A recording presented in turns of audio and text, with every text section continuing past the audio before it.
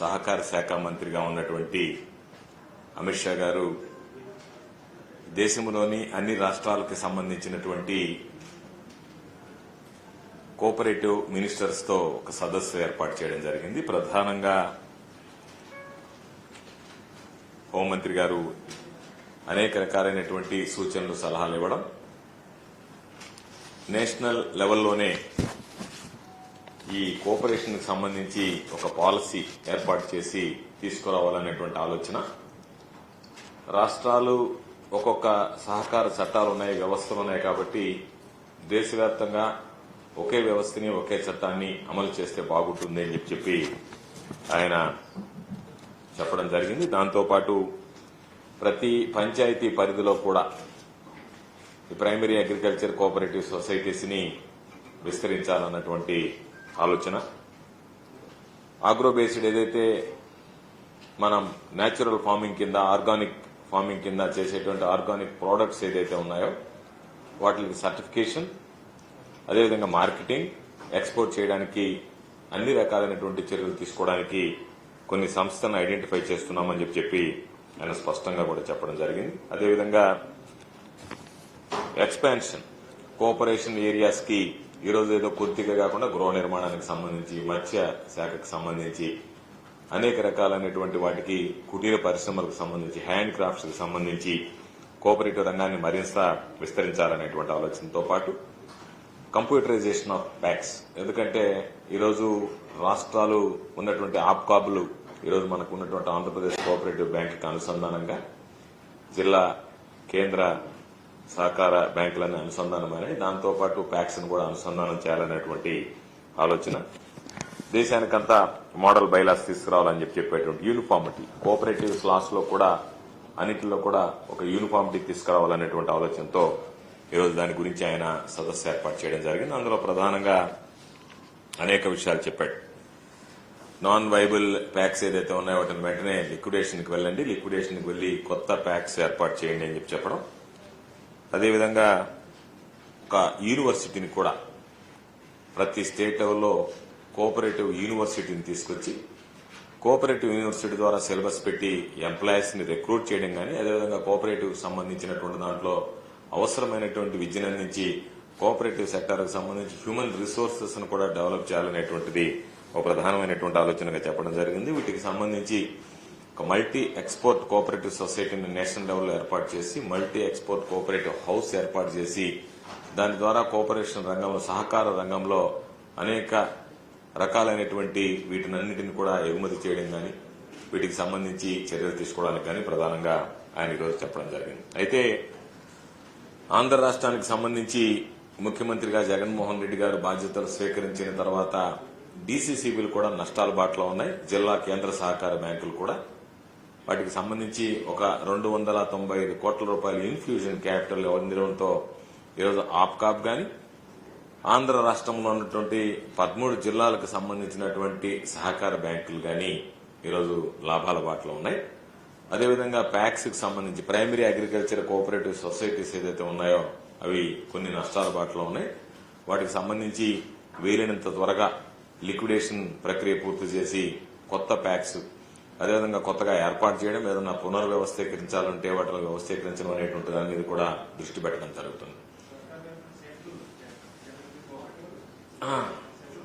District DCC అంటే జిల్లా, కేంద్ర సహకార bank, district cooperative central bank, అవి వాటికి సంబంధించి నష్టాల బాటలో ఉన్నటువంటి వాటికి 295 కోట్ల రూపాయల ఇన్ఫ్యూజన్ క్యాపిటల్ కింద ఇచ్చినందువల్ల అవన్నీ కూడా ఈరోజు ఆ డెట్స్ అన్ని ఫ్రీ అయిపోయి మరలా వాళ్ళు దానికి సంబంధించినటువంటి క్రెడిట్స్ ఇవ్వడానికి అవకాశం ఏర్పడింది. దానివల్ల ఈరోజు లాభాల బాటలో, ఎందుకంటే నాబార్డ్ గాని, ఆర్బీఐ గాని సపోర్ట్ చేయాలంటే ఆ బ్యాంక్స్ స్ట్రెంగ్తన్ కావాలి, బ్యాంక్స్ హెల్తీగా ఉండాలి. కాబట్టి ఆ బ్యాంక్స్ ఆ పరిస్థితులకు తీసుకురావడం జరిగింది.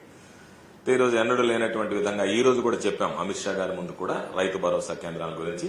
బహుశా ఈరోజు భారతదేశంలో ఎక్కడా లేనటువంటి కాన్సెప్ట్. ఇతర దేశాలు కూడా వచ్చి ఈరోజు ఆర్బీఐ గురించి, నీతి ఆయోగ్ దగ్గర నుంచి, వరల్డ్ బ్యాంక్ దగ్గర నుంచి, ఈ మధ్య ఇథియోపియన్ గవర్నమెంట్ దగ్గర నుంచి అనేక ఇతర దేశాలకు సంబంధించినటువంటి ప్రభుత్వాలు కూడా ఈరోజు ఏదైతే మనం విత్తనం నాటిన దగ్గర నుంచి ధాన్యం కొనుగోలు దాకా అన్ని రకాలైనటువంటి సేవలు ఇస్తున్నామో ఒక యూనిక్యూ మోడల్ ను ప్రవేశపెట్టామో దానికి సంబంధించి ఈరోజు దాన్ని కూడా నేను ప్రస్తావన చేయడం జరిగింది సమావేశంలో. దానికి సంబంధించి కూడా ఈరోజు ఆర్బీకేకి సంబంధించి ఈరోజు బ్రహ్మాండంగా సేవలు అందించడం ఒక వినూత్నమైనటువంటి నూతనమైనటువంటి విధానాన్ని ప్రవేశపెట్టడంతో పాటు ఈరోజు ఆంధ్ర రాష్ట్రంలో జగన్మోహన్ రెడ్డి గారు ముఖ్యమంత్రి అయిన తర్వాత సరాసరి సంవత్సరానికి అదనంగా గతంలో వచ్చేటువంటి ఆవరేజ్ కన్నా ప్రతి సంవత్సరం సగటున 14 లక్షల టన్నులు అదనంగా ఈరోజు ధాన్యాన్ని తీసుకొస్తున్నాం. దానికి సంబంధించి ఆ ధాన్యాన్ని కూడా ఈరోజు రైతులకు ఇబ్బంది లేకుండా గిట్టుబాటు ధర కల్పించేదానికి అన్ని రకాలైనటువంటి చర్యలు తీసుకోవడం జరుగుతుంది. వ్యవసాయానికి సంబంధించి కానీ కొంతమంది ఎందుకంటే ఎన్నికలు దగ్గర పడే కొంది ప్రతి ఒక్కరి ఆలోచన వ్యవసాయానికి సంబంధించినటువంటి రైతుల మీద టార్గెట్ పెట్టాలనేటువంటి ఆలోచన ఉంటుంది. ఎందుకంటే దాదాపుగా 65% మంది రైతులు ఉంటారు కాబట్టి వాళ్ళని లక్ష్యంగా ఎన్నుకుంటారు. దానికి సంబంధించి ఏవేవో మాట్లాడేటువంటి పరిస్థితి.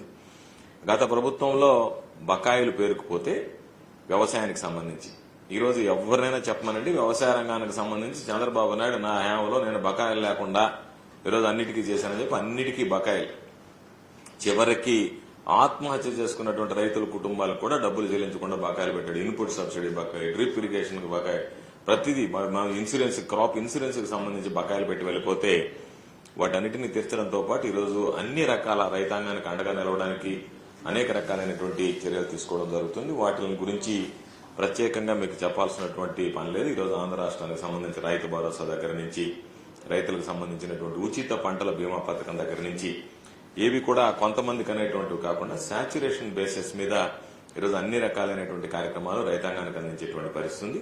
కాబట్టి రైతాంగానికి సహకార వ్యవస్థ అవసరం అవుతుంది. సహకార వ్యవస్థ రైతాంగానికి అండగా నిలవాల్సినటువంటి అవసరం ఉంటుంది. కాబట్టి ఈరోజు జరిగేటువంటి ఈ సంపూర్ణమైనటువంటి సమీక్షలో అదేవిధంగా ప్రభుత్వాన్ని కూడా కోరాం, కేంద్ర ప్రభుత్వాన్ని, మీరు ఉన్నటువంటి ఈరోజు ఉన్నటువంటి వ్యవస్థకి, సహకార వ్యవస్థకి, రాష్ట్రానికి సంబంధించినటువంటి సహకార వ్యవస్థకి అండగా నిలబడి ప్రధానమైన కారణం రాష్ట్రం పునర్విభజన జరిగిన తర్వాత మనకు ఉన్నటువంటి వనరులు కానీ, ఉన్నటువంటి క్లయింట్ బేస్ కానీ, ఎవరైతే కస్టమర్స్ ఉన్నారో వాళ్ళని కొంతవరకు ఆ కస్టమర్ బేస్ కానీ కోల్పోయాం. కాబట్టి ఆర్థికంగా కూడా సహాయ సహకారాలు అందించాల్సిందిగా ఈరోజు ఆయన్ని కోరడం జరిగింది కేంద్ర మంత్రి గారిని. అన్నిటికీ కేంద్ర మంత్రిగా ఉన్నటువంటి అమిత్ షా గారు సానుకూలంగా స్పందించారు. ఈరోజు తప్పనిసరిగా ఈ రెండు కూడా సహకార వ్యవస్థ, వ్యవసాయ రంగం రెండు కూడా ఆంధ్ర రాష్ట్రంలో మరింతగా అభివృద్ది చేయడానికి, అభివృద్ది పరచడానికి గౌరవ ముఖ్యమంత్రి జగన్మోహన్ రెడ్డి గారి పదనిర్దేశంలో, జగన్మోహన్ రెడ్డి గారి సూచనల సలహాలతో, ఆయన సహకారంతో సంపూర్ణంగా సమగ్రంగా రైతాంగానికి అండగా నిలవడం, సహకార రంగంలో ఉన్నటువంటి పేదలకి మరింతగా వాళ్ళకి ఆర్థిక స్వావలంబన కల్పించేటువంటి విధంగా చర్యలు చేపట్టడం జరుగుతుందని చెప్పి ఈ సందర్భంగా తెలియజేస్తాను.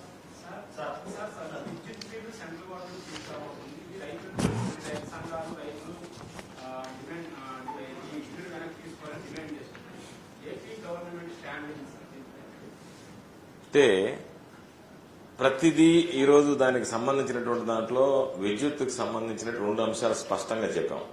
రైతులకు సంబంధించి ఉచిత విద్యుత్ అందించేటువంటి విషయంలో మరొక ఆలోచన చేసేటువంటి పరిస్థితి లేదు, ఆ ప్రసక్తి తలెత్తదు. దానితో పాటు వీళ్ళు పదే పదే చెప్పేటువంటి మాట మీటర్లు బిగించడానికి లేదు,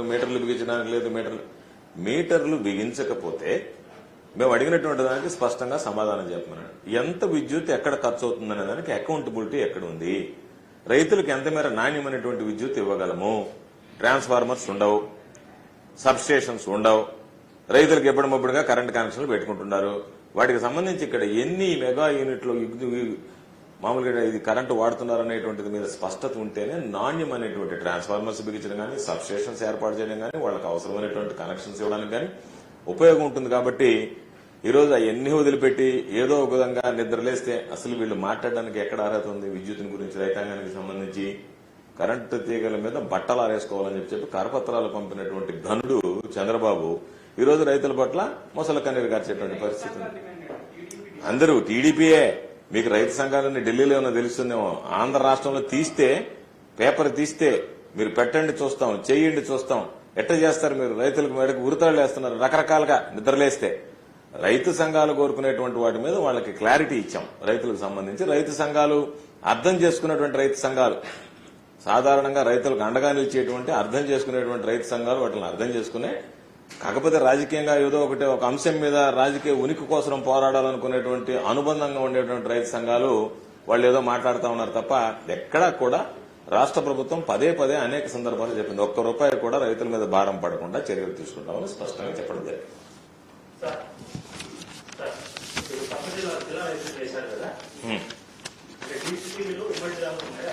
లేదు, అవి ఉమ్మడి జిల్లాలకే ఉంటాయి. ఎందుకంటే డీసీసీబీలు RBI guidelines, Reserve Bank of India guidelines ప్రకారం పనిచేయాల్సి వస్తుంది. అందుకని Reserve Bank of India bifurcations కి పర్మిషన్ ఇచ్చినంత వరకు మనం బైఫర్కేట్ చేయలేము. ఏదైనా కొత్తగా డీసీసీబీ అంటే formation of new branch, including మనం చిన్న ఏటీఎం సెంటర్ పెట్టాలన్నా ఆర్బీఐ పర్మిషన్ ఉండాల్సి వస్తుంది. 13ని మనం 26 చేయాలంటే ఆర్బీఐ పర్మిషన్ తీసుకొని చేయాల్సి వస్తుంది. ఆర్బీఐ పర్మిషన్ వచ్చిన తర్వాత బైఫర్కేషన్ ప్రాసెస్ చేసి చెప్పాము. అసలు యాక్చువల్ గా ఆంధ్ర బ్యాంక్ నే ఇవ్వమని అడిగాం.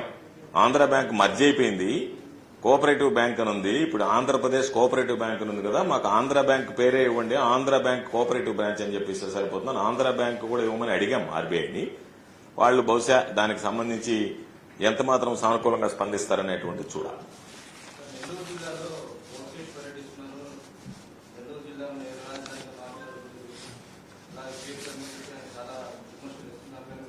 అంటే ఇది నాకు ఒక విధంగా చెప్పాలి అంటే, ఎవడు లోకేష్ అనేవాడు?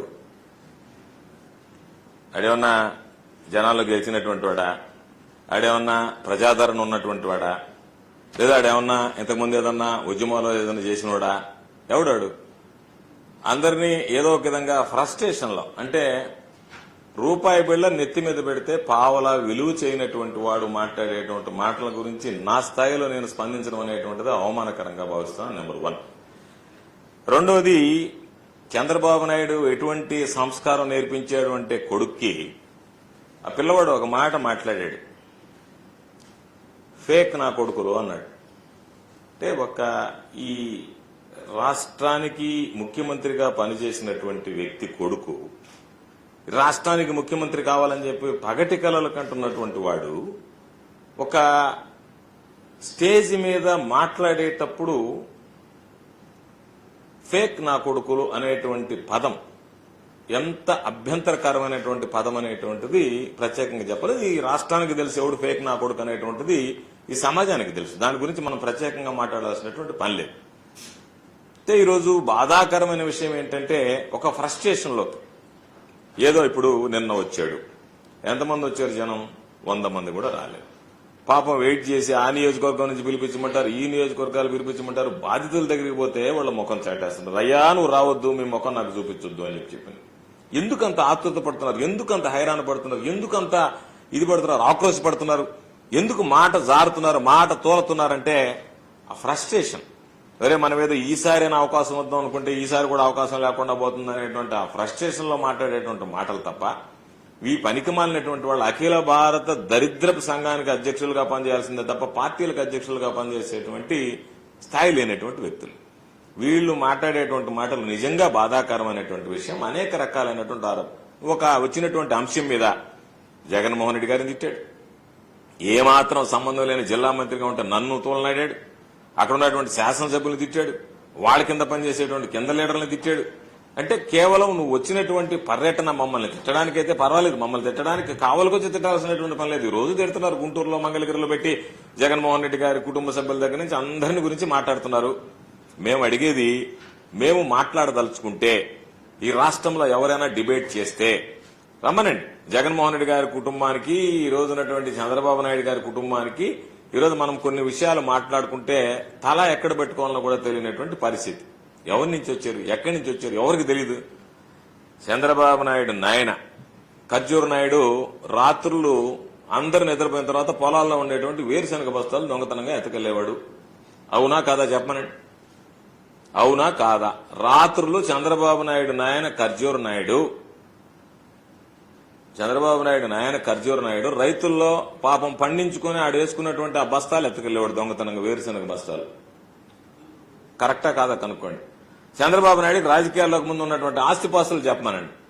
చంద్రబాబు నాయుడు ఎంత ఇదంటే చెప్పకూడదు కానీ అడిగారు కాబట్టి చెప్పాల్సి వస్తుంది. చేపలు అమ్ముకునేటువంటి అమ్మాయిని మోసం చేసి ఆ అమ్మాయి దగ్గర డబ్బులు పెట్టించుకుని చదువుకుని రామారావుకి పెళ్లి చేసుకున్న తర్వాత, రామారావు బిడ్డతో పెళ్లి అయిన తర్వాత ఈరోజు నేను రామారావుకి వెన్నుపోటు పొడిచి పాపం రామారావు దగ్గర పార్టీని హస్తగతం చేసుకుని బ్రతకడం తప్ప ఆ కుటుంబానికి ఉన్నటువంటి క్రెడిబిలిటీ, ఆ కుటుంబానికి ఉన్నటువంటి క్యారెక్టర్ ఎవరిని అడిగినా చెప్తాడు.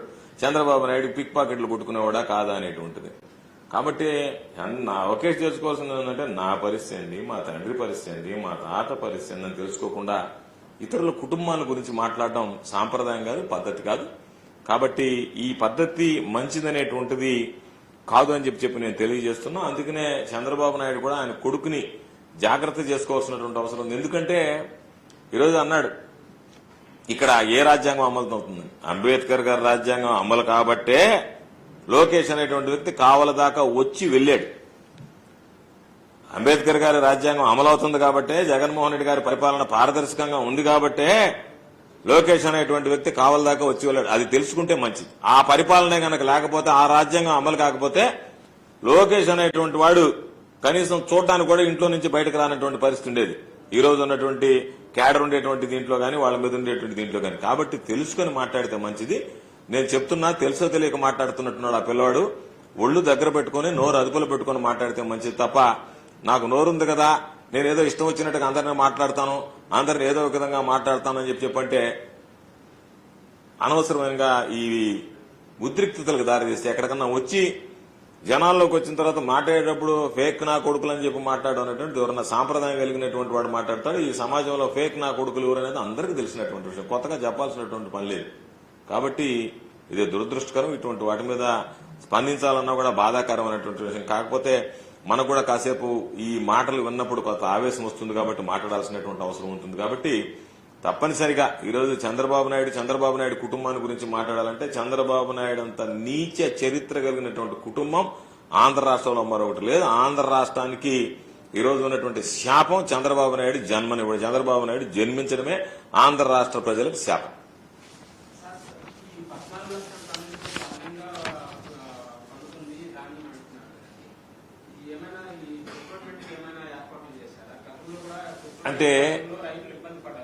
అంటే ప్రొక్యూర్మెంట్ కి సంబంధించి ఇది పూర్తిగా సివిల్ సప్లైస్ డిపార్ట్మెంట్ చూస్తుంది.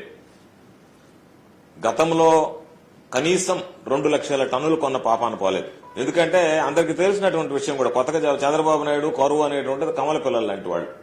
ఏ రోజు చంద్రబాబు నాయుడు ముఖ్యమంత్రి అవుతాడో కరువు కమల పిల్లలాగా కరువు వచ్చేస్తుంది. పంటలు పండవు, తొలి పంటకి నీళ్లు ఉండవు, పండేది ఉంది ఇంకా. కాబట్టి ఇంకా ప్రొక్యూర్మెంట్ గురించి అసలు ఏమి ఉండదు, పాపం ఆ సమస్య ఉండదు. పంటలే లేనప్పుడు ప్రొక్యూర్మెంట్ ఉండదు. ఈ సంవత్సరం ప్రతి సంవత్సరం 6 లక్షల టన్నులు ఈరోజు కొనుగోలు చేశాం సరాసరిన రైతుల దగ్గర నుంచి.